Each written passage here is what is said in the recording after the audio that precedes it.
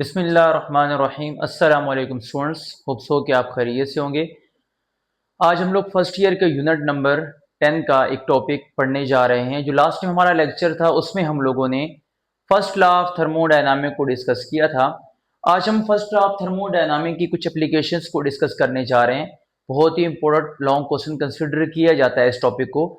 तो सबसे पहले मेरे पास कौन कौन सी एप्लीकेशंस हैं कि जो फर्स्ट लॉ ऑफ थर्मोडायनामिक्स से एक्सप्लेन की जाएंगी। सबसे पहले मेरे पास आ जाती है आइसोकोरिक, फिर आ जाती है आइसोबैरिक, फिर आ जाती है आइसोथर्मल और फिर आ जाती है आइडियाबैटिक। ये चार ऐसी एप्लीकेशंस हैं जो फर्स्ट लॉ ऑफ थर्मोडायनामिक्स से रिलेटेड है। तो बगैर देर की हम लोग स्टार्ट करने जा रहे हैं। सबसे पहले मेरे पास आ जाती है आइसोकोरिक। आइसो का मतलब होता है कांस्टेंट और कोरिक हम लोग बोलते हैं वॉल्यूम को। तो स्टूडेंट्स, आइसोकोरिक प्रोसेस के अंदर हमारे पास वॉल्यूम जो है वो किसी भी सिस्टम का कांस्टेंट रहेगा। क्या रहेगा? The thermodynamic process in which volume of the system remain constant is called isobaric process. ऐसा प्रोसेस जिसके अंदर हमारे पास आइसोकोरिक प्रोसेस, उस प्रोसेस को बोलते हैं जिसमें हमारे पास वॉल्यूम जो है वो कांस्टेंट रहेगा। वॉल्यूम कांस्टेंट रहने का मतलब स्टूडेंट्स क्या होता है कि वॉल्यूम चेंज नहीं हो रहा होगा। ओके, वॉल्यूम चेंज नहीं हो रहा होगा, इसका मतलब क्या है कि हमने वॉल्यूम को चेंज नहीं होने देना या वॉल्यूम को चेंज नहीं करना। जब हम वॉल्यूम को चेंज नहीं करेंगे तो हमारे पास क्या सिनेरियो बनेगा, आइए इसको देखते हैं हम लोग। मैंने एक कंटेनर लिया, इसकी जो साइड्स हैं ये इंसुलेटेड हैं और यहां पे मैंने एक पिस्टन लगाया और पिस्टन को यहां पे आपको नजर आ रहा होगा कि मैंने फिक्स कर दिया। उसका रीजन क्या है कि मैं ये चाह रहा हूं कि वॉल्यूम को मैं यहां से चेंज न होने दूं। वॉल्यूम चेंज कब होता है? जब मैं यहां पे मूवेबल पिस्टन लगाऊं और जब मैं इसको हीट दूं, सिस्टम हीट को ऑब्जॉर्ब करने के बाद इसकी इंटरनल एनर्जी इंक्रीज हो जाए और ये जो ढक्कन पड़ा हुआ है, मूवेबल पिस्टन है, ये ऊपर की तरफ मूव हो जाए। या मैं ऐसा करूं कि इसके ऊपर कोई चीज ऐसे रखूं जो इसके ऊपर फोर्स एक्सर्ट करे और ये नीचे की तरफ मूव कर जाए, तो मेरे पास वर्क डन होता है। बट स्टूडेंट्स, हमने क्या करना है कि ये जो पिस्टन मौजूद है इसको मैंने यहां पे फिक्स कर दिया ताकि ये पिस्टन मूव ही नहीं कर सके। जब पिस्टन मूव नहीं करेगा तो वर्क डन भी नहीं होगा। आइए देखते हैं कि वर्क डन नहीं होने का मतलब क्या है। जब वॉल्यूम चेंज नहीं हो रहा, यानी कि यहां से ये मूव नहीं करेगा, तो इसका मतलब क्या होगा कि वॉल्यूम चेंज नहीं होगा। और जब वॉल्यूम चेंज नहीं होगा तो वर्क डन भी क्या हो जाएगा? जीरो हो जाएगा। तो स्टूडेंट्स, पहले प्रोसेस के अंदर जब मैंने सिस्टम को हीट दी तो सिस्टम ने क्या किया, उस हीट को सारा का सारा इंटरनल एनर्जी में कन्वर्ट कर दिया और यहां पे वर्क डन नहीं हुआ। उसका रीजन क्या था कि वॉल्यूम चेंज नहीं हुआ। और अगर वॉल्यूम चेंज नहीं होगा, इसका मतलब यह है कि वर्क डन ना बाय द सिस्टम हुआ है ना ऑन द सिस्टम हुआ है, क्योंकि वर्क डन रिलेट कर रहा होता है वॉल्यूम को। अगर यहां पे वॉल्यूम इसका चेंज होता है, यानी कि ये यहां से अगर यहां पे आ जाता तो work done on the system हुआ। ये अगर एक्सपेंड होकर ऊपर चला जाता तो ये work done by the system होता। बट मैंने यहां पे पिस्टन को फिक्स कर दिया ताकि पिस्टन मूव ही ना करे, तो मेरे पास वर्क डन क्या हो जाएगा? जीरो हो जाएगा।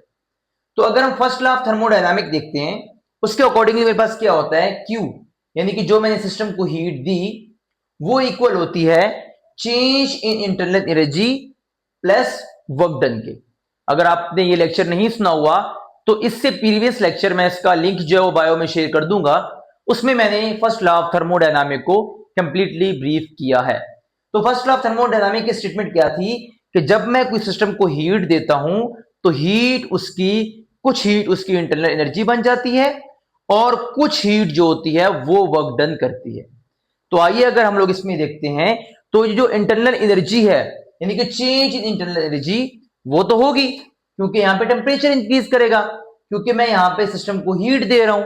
और अगर मैं सिस्टम को हीट दूंगा तो सिस्टम का टेम्परेचर तो इंक्रीज करेगा। जब सिस्टम का टेम्परेचर इंक्रीज करेगा, इट्स मींस कि उसकी इंटरनल एनर्जी भी इंक्रीज करेगी। बट यहां पे वॉल्यूम चेंज नहीं होगा, सो वर्क डन क्या हो जाएगा, जीरो हो जाएगा। तो सिंपली मेरे पास इस केस के अंदर जब वर्क डन जीरो हो जाएगा, जब वर्क डन की वैल्यू जीरो हो जाएगी, तो फिर मेरे पास जितनी भी सिस्टम को हीट दे रहा हूं सारी की सारी चेंज इन इंटरनल एनर्जी में कन्वर्ट हो जाएगी। यानी कि जो मैं सिस्टम को हीट दूंगा वो सारी की सारी हीट क्या कर देगी, वो सिर्फ और सिर्फ सिस्टम की हीट इंटरनल एनर्जी को बढ़ाने के लिए इस्तेमाल होगी। वर्क डन यहां पे क्या होगा, जीरो हो जाएगा। तो आइसोकोरिक के अंदर मेरे पास ये स्टेटमेंट आती है। आइए ग्राफ को देखते हैं। जब मैंने पी और वी का ग्राफ बनाया और मैंने वॉल्यूम को यहां पे क्या रखना है, कांस्टेंट रखना है, बट जब वॉल्यूम को तो कांस्टेंट रखूंगा बट प्रेशर तो चेंज होगा। क्यों चेंज होगा, जब मैं सिस्टम को हीट दूंगा सिस्टम की इंटरनल एनर्जी बढ़ेगी, जब इंटरनल एनर्जी बढ़ेगी तो काइनेटिक एनर्जी भी बढ़ेगी, जब काइनेटिक एनर्जी इंक्रीज होगी तो ये जो मॉलिक्यूल्स हैं ये रैंडमली पहले से फास्टली मूव करेंगे और प्रेशर क्या हो जाएगा, इंक्रीज हो जाएगा। तो इनिशियल प्रेशर क्या था P1, वॉल्यूम क्या था V1 और टेम्परेचर क्या था T1। थोड़ी देर के बाद क्या हो जाएगा, फाइनल में प्रेशर P1 से चेंज होकर क्या हो जाएगा P2, क्योंकि मैंने हीट दी और हीट ने क्या किया, इसका टेम्परेचर बढ़ाया और टेम्परेचर बढ़ने से प्रेशर भी बढ़ जाएगा। वॉल्यूम यहां पे मेरे पास फिर वही का वही रहेगा क्योंकि वॉल्यूम मेरे पास यहां पे चेंज नहीं हो रहा, लेकिन टेम्परेचर भी क्या होगा, चेंज होगा। तो यहां पे देखें स्टूडेंट्स, P1 से P2 हो गया, V1 से V1 ही रहेगा। उसका रीजन क्या है कि V1 से V1 इसलिए रहेगा कि हमारे पास इसमें वॉल्यूम क्या है, कांस्टेंट है। तो ये वाली चीज जो है ये चेंज नहीं होगी, बाकी सारी चीजें मेरे पास चेंज हो रही हैं। प्रेशर भी चेंज हुआ, टेम्परेचर भी चेंज हुआ, बट वॉल्यूम मेरे पास यहां पे चेंज नहीं हुआ। तो ये स्ट्रेट लाइन ग्राफ मेरे पास बनेगा जब मैं P और V का ग्राफ ड्रॉ करूंगा। ओके, नेक्स्ट में हम लोग आते हैं। नेक्स्ट में मेरे पास कौन सा प्रोसेस आता है, आइसोबैरिक प्रोसेस। कौन सा आता है, isobaric process. The thermodynamic process during which the pressure is kept constant. ऐसा प्रोसेस जिसके अंदर अब प्रेशर को कांस्टेंट रखा जाता है। बैरिक, आपने बैरोमीटर सुना होगा, प्रेशर को मेजर करने के लिए इंस्ट्रूमेंट होता है। तो ये वर्ड वहां से ही निकला है कि आइसोबैरिक, आइसो मैंने कहा था कांस्टेंट, बैरिक मतलब क्या हो गया, प्रेशर। तो इसके अंदर हमारे पास प्रेशर कांस्टेंट रखना है हम लोगों ने। तो देखते हैं कि क्या होता है सिनेरियो।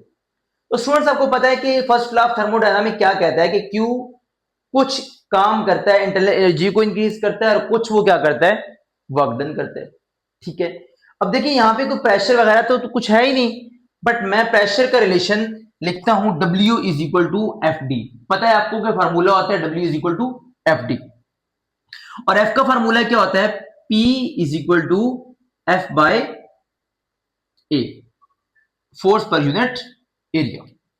और अगर मैं इसको F की वैल्यू निकालता हूं तो मेरे पास क्या हो जाएगी, PA is equal to F। तो इस F की जगह मैंने क्या पुट कर दिया, PA, और डिस्टेंस यहां पे जो कवर हुआ वो क्या हुआ, डेल्टा वाई। सिस्टम ने, अब इसमें दो केस आएंगे हम लोग डिस्कस करेंगे। या तो सिस्टम क्या होगा, एक्सपेंड होगा, उसको हम लोग बोलेंगे आइसोबैरिक एक्सपेंशन। क्या होगा, या सिस्टम एक्सपेंड होगा, उसको हम लोग बोलेंगे आइसोबैरिक एक्सपेंशन। या सिस्टम कंप्रेस होगा और उसको हम लोग बोलेंगे आइसोबैरिक कंप्रेशन।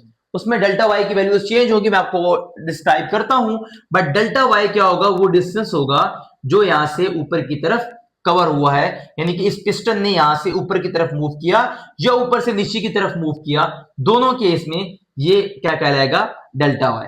तो मैंने डी की जगह क्या लिख दिया, डेल्टा वाई। अभी आपको पता है कि एरिया इंटू हाइट वॉल्यूम के बराबर होता है, तो मैं लिख दूंगा P इंटू डेल्टा वी। तो ये जो स्टेटमेंट मेरे पास बनेगी ये मेरे पास आइसोबैरिक की बन जाएगी। देखिए दोबारा मैंने कैसे ड्राइव किया, वी नो दैट वर्क जो होता है वो एफ डी होता है।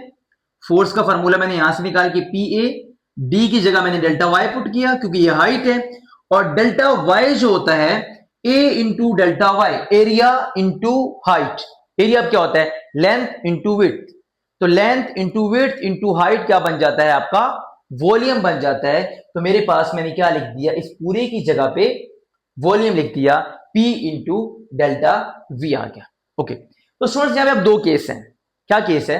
सबसे पहला केस ये देखें, अगर मैं सिस्टम को क्या दे रहा हूं, सिस्टम को मैं हीट दे रहा हूं, तो हीट क्या आएगी? पॉजिटिव आएगी। ये केस कौन सा मैं डिस्कस कर रहा हूं? आइसोबैरिक कंप्रेशन का, एक्सपेंशन का। एक्सपेंशन क्या हुआ?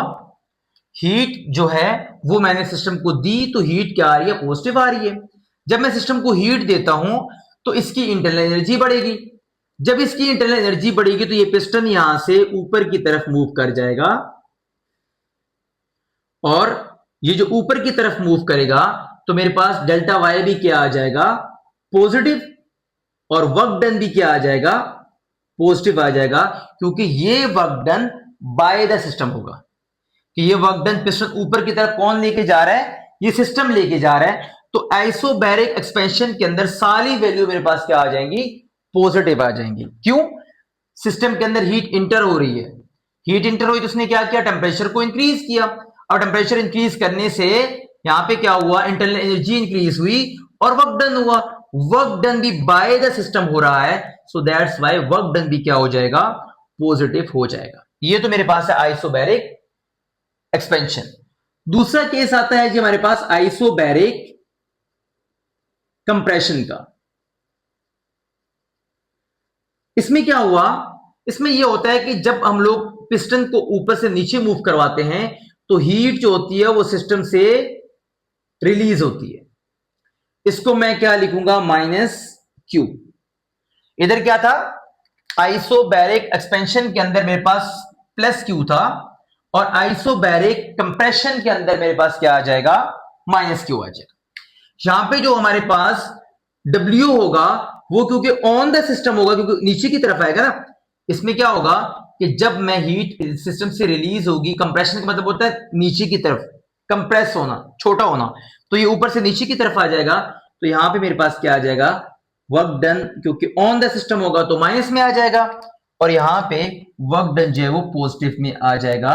ये आइसोबैरिक एक्सपेंशन है और ये आइसोबैरिक कंप्रेशन है। ओके ओके स्टूडेंट्स, ग्राफ की तरफ आते हैं।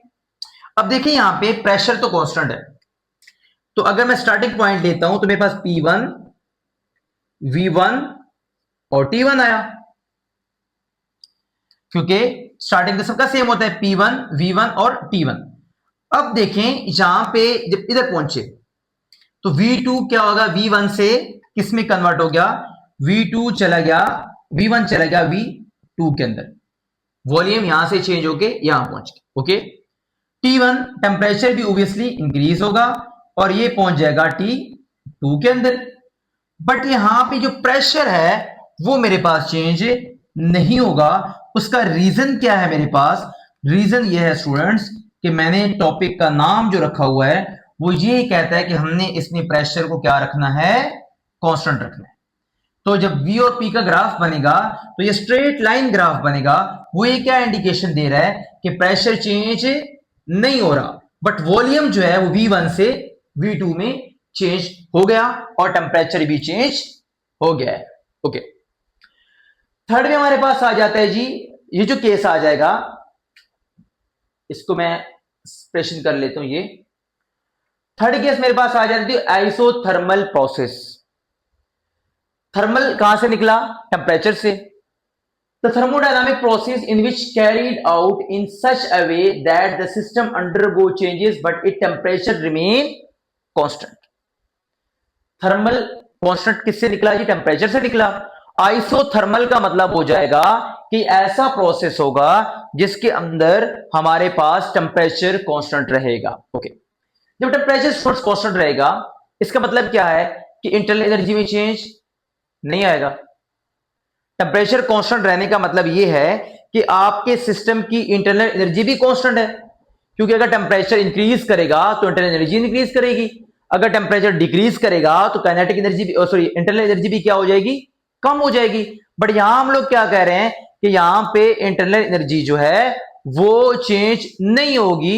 उसका रीजन क्या बताया? कि टेम्परेचर ही चेंज नहीं हो रहा। जब टेम्परेचर कांस्टेंट है इसका मतलब क्या है कि इंटरनल एनर्जी भी कांस्टेंट होगी। तो स्टूडेंट्स देखते हैं Q is equal to delta U plus W। अब चेंज इन डेल्टा यू यानी कि चेंज इन इंटरनल एनर्जी क्या हो जाएगी, जीरो हो जाएगी। उसका रीजन क्या है कि टेम्परेचर जो हमारे पास है वो चेंज नहीं हो रहा। अगर डेल्टा टी जीरो है तो ऑब्वियसली टी की वजह से ही इंटरनल एनर्जी इंक्रीज होती है। जब टेम्परेचर ही नहीं इंक्रीज हो रहा, ना डिक्रीज हो रहा, टेम्परेचर चेंज ही नहीं हो रहा, तो इसका मतलब है कि उसकी इंटरनल एनर्जी में भी चेंज नहीं आएगा। तो ये चेंज इन इंटरनल एनर्जी क्या हो जाएगा, जीरो हो जाएगा। इसका मतलब क्या हुआ, जब ये जीरो हो जाएगा तो जितना हम लोग एनर्जी सिस्टम को दे रहे हैं वो सारे का सारा वर्क डन में कन्वर्ट हो जाएगी। यानी कि जितनी भी डेल्टा जो क्यू आएगा, डेल्टा क्यू, जो डेल्टा क्यू होगा वो सारा का सारा किस में कन्वर्ट हो जाएगा, डब्ल्यू के अंदर कन्वर्ट हो जाएगा। यानी कि जितनी भी चेंज हीट का आएगा वो सारा का सारा वर्क डन में कन्वर्ट हो जाएगा, वो इंटरनल एनर्जी में कन्वर्ट नहीं होगा। ओके, देखें ग्राफ की तरफ, इसमें भी दो प्रोसेस है, एक है आइसोथर्मल एक्सपेंशन और एक है आइसोथर्मल कंप्रेशन। इसमें क्या हुआ, इसमें हमने जब सिस्टम को हीट किया, सिस्टम को हीट दी, हीट जब पॉजिटिव थी यानी सिस्टम को हीट हम लोगों ने दी, तो इसकी इंटरनल एनर्जी जो है वो तो चेंज नहीं हुई, लेकिन सिस्टम का प्रेशर चेंज हुआ और प्रेशर चेंज होने की वजह से वॉल्यूम क्या हो गया, इंक्रीज हो गया। जब वॉल्यूम इंक्रीज हो गया तो वर्क डन को भी पॉजिटिव लिख देंगे और डेल्टा क्यू भी पॉजिटिव होगा। किस केस में, जब एक्सपेंशन होगी। यहां पे भी यही था स्टूडेंट्स कि डेल्टा क्यू और डेल्टा जो डब्ल्यू है प्लस डब्ल्यू वर्क डन है, ये दोनों पॉजिटिव क्यों ले रहे हैं कि हीट सिस्टम के अंदर जा रही है और सिस्टम जो वर्क डन कर रहा है, work done by the system है, सो दैट्स व्हाई प्लस और प्लस आ जाएगा इस केस के अंदर। अगर कंप्रेशन की बात की जाती है तो सिस्टम यहां से यहां पे आ गया, अब क्या हुआ कि पिस्टन यहां से यहां पे मूव किया तो वर्क डन क्या हो जाएगा, माइनस हो जाएगा और हीट भी सिस्टम से क्या करेगी, लीव करेगी। तो इन दो केसेस में अगर एक्सपेंशन होता है तो वर्क डन और हीट दोनों पॉजिटिव होंगे, और अगर कंप्रेशन होता है तो वर्क डन और हीट जो है वो दोनों क्या होंगे, माइनस होंगे, same like previous case. Okay okay, graph की बात करते हैं जी, आ जाएं पी और वी का ग्राफ। यहां पे देखें पी और वी का ग्राफ है, टी का ग्राफ क्या होगा। यहां पे क्या चेंज होने वाला है, प्रेशर जो है वो P1 से, प्रेशर जो है वो P1 V1 और टोटल हमारे पास T1 है। प्रेशर हमारे पास P1 से कन्वर्ट हो जाएगा स्टूडेंट्स P2 के अंदर, P1 से या P2 से P1 के अंदर या P1 से P2 के अंदर प्रेशर जो है क्या हो जाएगा, इंक्रीज हो जाएगा या डिक्रीज, यानी कि प्रेशर हमारे पास चेंज होगा। वॉल्यूम भी हमारे पास V1 से V2 में चला जाएगा। देख लें वॉल्यूम यहां पे अगर V1 था तो चेंज होके किधर चला गया, V2 के अंदर चला गया। यहां पे क्या चीज आएगी, यहां पे एक चीज आएगा, टेम्परेचर जो T1 से T1 ही रहेगा। और उसका रीजन क्या है स्टूडेंट्स, कि जिस प्रोसेस को मैं पढ़ रहा हूं उस प्रोसेस का नाम है आइसोथर्मल। इसका मतलब कि टेम्परेचर क्या रहेगा, कांस्टेंट रहेगा। देखिए यहां पे आइसोथर्मल था तो टेम्परेचर कांस्टेंट था, यहां पे मेरे पास आइसोकोरिक था तो क्या हमारे पास कांस्टेंट रहा है जी, आइसोकोरिक के अंदर वॉल्यूम कांस्टेंट था, यहां पे हमारे पास आइसोबैरिक के अंदर प्रेशर कांस्टेंट था। तो जो चीज कांस्टेंट होती है उसकी वैल्यू तो चेंज नहीं होती, बाकी जो चीजें हैं वो हमारे पास वेरी कर रही होती हैं एज पर जो कंडीशंस होती हैं उसके अकॉर्डिंगली। तो अब ये ग्राफ और ये ग्राफ, तीन ग्राफ हम लोग पढ़ चुके हैं। ये आइसोथर्मल का हो गया, ये आइसोबैरिक का और वो आइसोकोरिक का। आइसोकोरिक के अंदर एक ही टाइप हमने पढ़ी, आइसोबैरिक के अंदर दो टाइप्स पढ़ी, आइसोबैरिक एक्सपेंशन। सिर्फ इतना आपने लिखना है कि इसके अंदर Q पॉजिटिव होगा और वर्क डन पॉजिटिव होगा, और आइसोबैरिक कंप्रेशन के अंदर दोनों नेगेटिव होंगे। फिर हम लोगों ने पढ़ा आइसोथर्मल एक्सपेंशन, वर्क डन और Q दोनों पॉजिटिव हैं, और आइसोथर्मल कंप्रेशन के अंदर वर्क डन और डेल्टा Q दोनों क्या है, नेगेटिव हैं। लास्ट टॉपिक जो हमारे पास आ गया, adiabatic process, the thermodynamic process during which no heat enter or leave the system. यानी कि डेल्टा क्यू यानी कि ये जो डेल्टा क्यू होता है वो कहता है कि ऐसा सिस्टम, देखिए अब ये डायग्राम देखें, इसमें ये भी पूरा यहां से लेके यहां से सारा का सारा सिस्टम आइसोलेटेड है। इसमें देखें यहां से आइसोलेटेड है, नहीं है। इसमें देखें यहां से आइसोलेटेड है, नहीं है। इसमें देखें यहां से आइसोलेटेड है, नहीं है। इसमें देखें यहां से आइसोलेटेड है, नहीं है। बट यहां पे दोनों चारों तरफ से सारा का सारा सिस्टम क्या है, आइसोलेटेड है। क्या मतलब, सिस्टम के अंदर हीट आ भी नहीं सकती और सिस्टम से हीट जा भी नहीं सकती। मतलब कि डेल्टा क्यू क्या हो जाएगा, जीरो हो जाएगा, क्योंकि हीट सिस्टम के अंदर ही जा ही नहीं, ना अंदर जा सकती है और ना ही बाहर जा सकती है। तो स्टूडेंट्स हमारे पास डेल्टा क्यू क्या आ गया, जीरो आ गया। और डेल्टा यू जब इधर आएगा तो क्या हो जाएगा, डब्ल्यू इज इक्वल टू, ये इधर आके माइनस हो गया तो माइनस डेल्टा यू। क्या मतलब, क्यों हुआ W is equal to minus delta U? Students यहां पे इसलिए हुआ कि जो इंटरनल एनर्जी है वही वर्क डन करेगी, और जब इंटरनल एनर्जी वर्क डन करेगी तो इंटरनल एनर्जी कम होगी, क्योंकि वो वर्क डन में कन्वर्ट हो रही है। वो वर्क डन खुद ही कर रही है, क्योंकि बाहर से तो एनर्जी आ ही नहीं रही, बाहर से तो एनर्जी आ ही नहीं रही है। अगर बाहर से हीट आ रही होती तो फिर तो हमारे पास इंटरनल एनर्जी कम ना होती, क्योंकि जितनी इंटरनल एनर्जी हमारे पास यूज हो जाती वर्क डन के लिए, उतनी सिस्टम हमें हीट जो है वो प्रोवाइड कर रहा होता। बट यहां पे क्या है कि सिस्टम के अंदर हीट है ही नहीं, ना सिस्टम से हीट आ रही है ना सिस्टम से हीट जा रही है। तो वो जो इंटरनल एनर्जी है वही काम करेगी, वही वर्क डन करेगी। और वो दो केस होंगे, एक होगा आइडियाबैटिक एक्सपेंशन और एक होगा आइडियाबैटिक कंप्रेशन। आइडियाबैटिक कंप्रेशन के अंदर क्या होता है, आइडियाबैटिक एक्सपेंशन के अंदर, आइडियाबैटिक एक्सपेंशन के अंदर क्या होगा हमारे पास, जब हम लोग सिस्टम का प्रेशर क्या करेंगे, यानी कि इसको हम लोगों ने ये एक्सपेंड किया, ये कंप्रेस किया, ये कंप्रेशन है। कंप्रेशन के अंदर हमारे पास क्या होगा, और ये एक्सपेंशन है।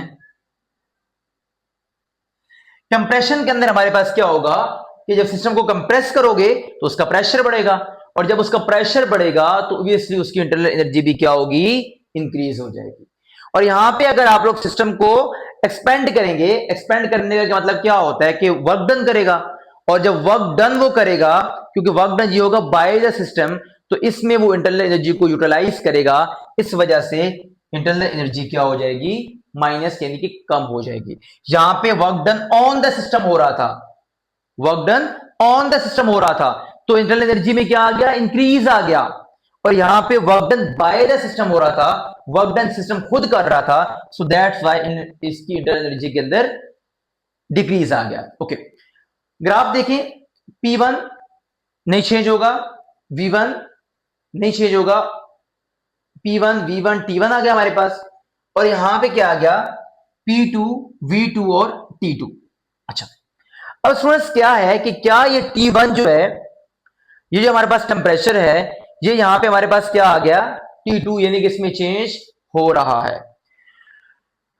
इन तीनों चारों प्रोसेस के अंदर हमारे पास ये जो ग्राफ बन रहे हैं, ये इन दोनों के ग्राफ जो है वो ऑलमोस्ट सेम है। किसका, इसका ग्राफ और इसका ग्राफ। आपके पेपर में पूछा जाता है क्वेश्चन कि जो आइडियाबैटिक है इसका ज्यादा स्टीप ग्राफ होता है एज कंपेयर टू आइसोथर्मल का। आइसोथर्मल प्रोसेस के अंदर और आइडियाबैटिक प्रोसेस के अंदर डिफरेंस क्या है कि एक का ग्राफ देखें स्टीप है और एक का ग्राफ थोड़ा सा स्ट्रेट है। उसका रीजन क्या है, तो आपको यह बात समझनी पड़ेगी ग्राफ का मतलब क्या है। ग्राफ बेसिकली मुझे यह बता रहा है आइडियाबैटिक के अंदर, आइडियाबैटिक का ग्राफ देखें तो प्रेशर जो कम हो गया, वॉल्यूम जो है वो भी क्या हो गया, जब वॉल्यूम बढ़ेगा तो प्रेशर कम हो जाएगा ऑब्वियसली, और यहां पे टेम्परेचर भी क्या हो रहा है, इंक्रीज हो रहा है या डिक्रीज हो रहा है।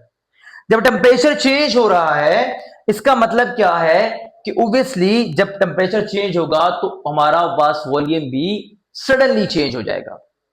क्यों, जब टेम्परेचर, ये क्या बता रहा है कि जब टेम्परेचर और प्रेशर दोनों के अंदर वेरिएशन है, वॉल्यूम तो हमारे पास ऐसे गया और प्रेशर यहां पे सडनली नीचे क्यों आ जाता है, सडनली नीचे इसलिए आ जाता है कि जब टेम्परेचर हमारे पास यहां पे सिस्टम का डिक्रीज होता है। क्यों डिक्रीज होता है, जब सिस्टम वर्क डन करता है। अब सिंपल इनवर्ट एक लाइन के अंदर इसकी डिफिनेशन लिख सकते हैं कि इसके अंदर ये हीट जो सिस्टम यूज करता है, यानी कि यहां पे हीट कांस्टेंट है ना, टेम्परेचर कम तो नहीं हो रहा, टेम्परेचर जो है वो वही है का वही है। क्यों, क्यों वही का वही है कि अगर यहां पे हीट ये सिस्टम वर्क डन करता है और यहाँ पे इंटरनल एनर्जी जो होती है वो कम होती है, तो ये हीट उसको पूरा कर देती है। यहां पे अगर सिस्टम वर्क डन करता है, सिस्टम के ऊपर वर्क डन होता है, इसकी इंटरनल एनर्जी इंक्रीज होती है, तो सिस्टम यहां से निकाल के इसको क्या कर देता है, बैलेंस कर देता है। तो यहां पे इसका टेम्परेचर कांस्टेंट है। अगर टेम्परेचर कांस्टेंट है तो आप क्या कह सकते हो कि उसका प्रेशर भी ऑलमोस्ट कांस्टेंट होगा, इतना जल्दी वेरी नहीं करेगा, क्योंकि टोटली डिपेंड किस पे कर रहा होगा, टेम्परेचर पे डिपेंड कर रहा होगा। यहां पे देखें, यहां पे जब होता है कि जब हीट इंटरनल एनर्जी पॉजिटिव हो रही है, तो अब क्या होगा, टेम्परेचर बढ़ गया। और टेम्परेचर बढ़ गया, लेकिन टेम्परेचर यहां से बाहर रिमूव नहीं किया जा सकता, सो टेम्परेचर यहां पे इंक्रीज हो जाएगा। यहां पे क्या हो जाएगा, ये बाय से आइसोलेटेड है, तो जब इसने work done by the system हुआ, तो ये जो टेम्परेचर हो गया वो इस सिस्टम का क्या हो जाएगा, डिक्रीज हो जाएगा। और जो टेम्परेचर डिक्रीज हो जाएगा, तो उससे फिर क्या हो जाएगा, हमारे पास प्रेशर भी फर्क पड़ेगा। तो सिंपल वर्ड, अगर हम लोग इसको सिंपली देखते हैं, तो एक लाइन में आंसर क्या होता है कि इसमें जो टेम्परेचर होता है वो कांस्टेंट होता है, सो दैट्स व्हाई इतना शार्प ग्राफ नहीं बनता है एज कंपेयर टू इसके। इसमें टेम्परेचर कांस्टेंट नहीं होता, टेम्परेचर के अंदर वेरिएशंस होती हैं, सो दैट्स व्हाई इसके ग्राफ के अंदर सडन चेंज आता है वॉल्यूम के अंदर। आज के लिए इतना ही था, मिलते हैं नेक्स्ट वीडियो में, तब तक के लिए अल्लाह हाफिज।